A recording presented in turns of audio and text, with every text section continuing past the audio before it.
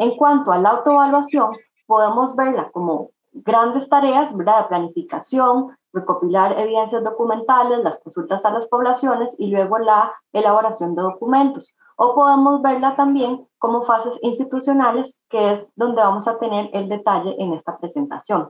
Con respecto a estas etapas, la primera es la evaluabilidad, que consiste en un proceso de diagnóstico con respecto a condiciones básicas, ¿verdad?, requerimientos mínimos que se necesitan para el funcionamiento de las carreras y que a su vez se convierten en estos aspectos fundamentales para el desarrollo de un proceso de autoevaluación. ¿Cuáles son algunos ejemplos? Contar con una población graduada, ¿verdad?, al menos una cohorte con población estudiantil activa y al menos un proyecto de investigación y uno de acción social. ¿Cómo se desarrolla? Muy sencillo. Las carreras deben elaborar un informe con base en una ficha diagnóstica y el CEA analiza esa información y emite un dictamen. Para eso ponemos a disposición de ustedes una guía, un documento donde explica este proceso de evaluabilidad que debemos decir es uno de estos sellos UCR que hemos creado dada la experiencia de muchos años apoyando los procesos de las carreras, también unas infografías para mayor claridad y, por supuesto, la ficha diagnóstica, que es con base en la cual deben elaborar este informe. La siguiente etapa es la sensibilización, y aunque la ponemos como la segunda, en realidad esto es un proceso transversal, que es continuo, orientado a motivar e informar a las poblaciones, teniendo la meta de generar una actitud positiva hacia la autoevaluación. En ese sentido, es muy importante que la información que se comparta con las poblaciones sea pertinente, se utilicen medios de comunicación y difusión adecuados y, por supuesto, que haya una adecuada participación e involucramiento de las poblaciones, tanto las internas, estudiantes, docentes y personal administrativo, como las externas, la población graduada y el sector empleador. En ese sentido, se desarrolla, digamos, en dos vías.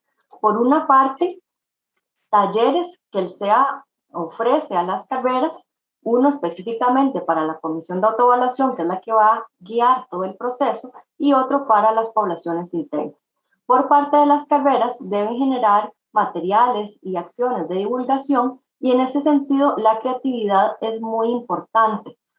Entonces, con respecto a los momentos clave, ¿cuáles diríamos que son los principales? Cuando inicia el proceso, cuando ya se tienen los resultados de la información documental de cara a la aplicación de los cuestionarios, cuando se va a realizar la visita de pares y por último, cuando se logra la acreditación.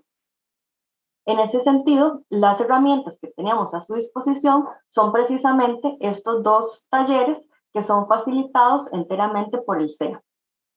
Bien, de las etapas, la más breve es la de planificación, que como su nombre lo indica, consiste en planificar todo el proceso. Y las carreras deben presentar un proyecto de autoevaluación en el cual establezcan su cronograma, cuál va a ser esa estrategia de comunicación con las poblaciones, cómo se van a distribuir las responsabilidades y cómo se van a organizar para realizar todo el trabajo.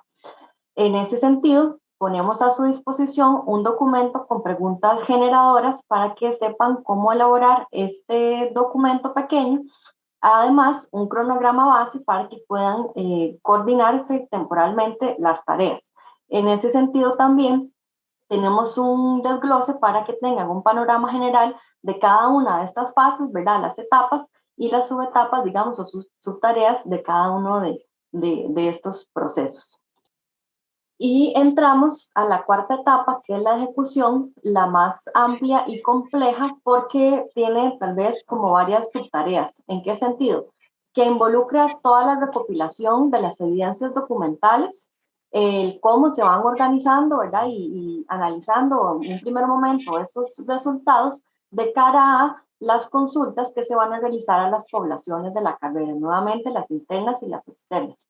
Y finalmente, cuando se tiene todo esto, pues hacer ya el análisis final de la información. Y aquí ponemos como alerta otro de los momentos clave para la sensibilización de las poblaciones. ¿En qué sentido? Que es muy importante contarles qué resultados se han ido obteniendo en el proceso y para tener, digamos, respuestas favorables en los cuestionarios en cuanto a las tasas de respuesta, ¿verdad? Las tasas de participación de esas poblaciones. Tal vez para aclarar, el modelo del SINAES tiene su complejidad, ¿verdad? En el sentido que está organizado en dimensiones, componentes, criterios, estándares y evidencias, que si ustedes lo ven, las evidencias son 348. Por eso precisamente es que es tan importante organizarse para este momento. En cuanto a las herramientas, dado que esta es una de las etapas más complejas, es donde hemos generado también más recursos para las carreras. En primera instancia, de esas 348 evidencias, hay muchas que tienen que ver con aspectos institucionales, ¿verdad? Que son comunes a todas las carreras. Entonces, ya todo eso lo tenemos mapeado y se los entregamos a las carreras en un CD. Con respecto a evidencias específicas de las carreras, tenemos también un documento que tiene que ver con información que la población docente debe brindar y otro específico para la población estudiantil en dos sentidos. Por una parte, lo que se debe informar al estudiantado y por otra, más bien la información que se recibe de la población estudiantil a través de los cuestionarios o las entrevistas. En ese sentido, tenemos un documento Excel, una plantilla Excel, que es la matriz integradora. Esta está organizada según las dimensiones del modelo del SINAES y contiene también espacios para anotar las debilidades que se van identificando y las observaciones. Entonces, en esta matriz, las carreras pueden ir llevando el pulso de cuáles evidencias ya tienen completas, incompletas o cuáles del todo no han conseguido, por una parte, y por otra, pueden ir haciendo la valoración de los criterios según la escala establecida por el SINAES. Al final, esta misma matriz da un panorama cuantitativo que se incorpora en el informe de autoevaluación en la evaluación general de la carrera. Y además, todas las debilidades que se fueron identificando son la base para construir después el compromiso de mejoramiento. El segundo momento de esta etapa es precisamente la consulta a las poblaciones, que se realiza a través de cuestionarios. En ese sentido, en el SEA tenemos un equipo de profesionales en estadística que le brindan a las carreras, talleres y guías sobre todo el proceso de la aplicación de los cuestionarios. Y además contamos con la plataforma institucional a través de Lime Survey, esta aplicación. Por otra parte, para las consultas más de carácter cualitativo, realizamos entrevistas individuales o grupales a poblaciones específicas según lo que establece el mismo modelo del SINAES. Y en ese sentido tenemos ya las guías de entrevista, que aquí les aclaro que las entrevistas las conduce el SEA, las sistematiza y les da ya la información procesada a las carreras, al igual que con los cuestionarios, para garantizar el anonimato y la confidencialidad de la información. Finalmente, para ir terminando con las etapas, la última es precisamente la de valorar la calidad, digamos, el estado de la carrera de manera global. Y en ese sentido, son necesarias muchas reuniones de trabajo, tanto al interno de la carrera como en conjunto con el SEA. ¿En qué sentido? En ir redactando e ir revisando tanto el informe de autoevaluación como el compromiso de mejoramiento. Cuando ya se tienen estos documentos listos, es importante presentar los resultados y obtener la aprobación de la asamblea de la unidad académica, para finalmente, cuando esto ya se envía a la agencia, después preparar la evaluación externa, ¿verdad? La visita de pares. Entonces, de nuevo, aquí momentos importantes de sensibilización. Con respecto a las herramientas, para el informe de autoevaluación, en el SEA tenemos ya una plantilla que contiene la redacción inclusive de aquellas evidencias institucionales, ¿verdad? Todas las que son comunes a la universidad. Y además contiene también ejemplos, digamos, de cómo elaborar cuadros, ¿verdad? O gráficos para presentar los resultados de información cuantitativa. Que por cierto, estos cuadros los tenemos no solo pensando en carreras que se presentan de manera individual, sino también para los conglomerados, cuando son varias carreras que van en conjunto para la acreditación.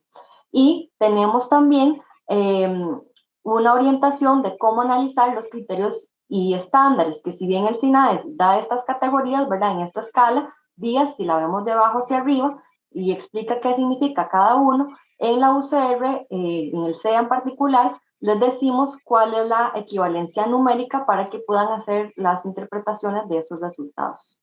Con respecto al compromiso de mejoramiento, y aquí ya empieza un poco la etapa de seguimiento, ¿verdad? Y de gestión de la calidad, el SINAES tiene una guía de cómo elaborarlo y un formato específico. Los compromisos tienen que ir organizados en ese formato matricial. Pero adicionalmente en el CEA desarrollamos una guía para orientar mejor a las carreras y además desarrollamos un taller donde les ayudamos a construir este documento que también tiene su cierto nivel de complejidad. Y finalmente en esta etapa tenemos la visita de pares, que lo que ponemos a su disposición es una guía con todo el instrumental para que puedan irla organizando, y más cercano a la fecha desarrollamos reuniones de ensayo, ¿verdad? Donde el equipo asesor del CEA fungía como los pares evaluadores, digamos, haciendo ese rol para las carreras.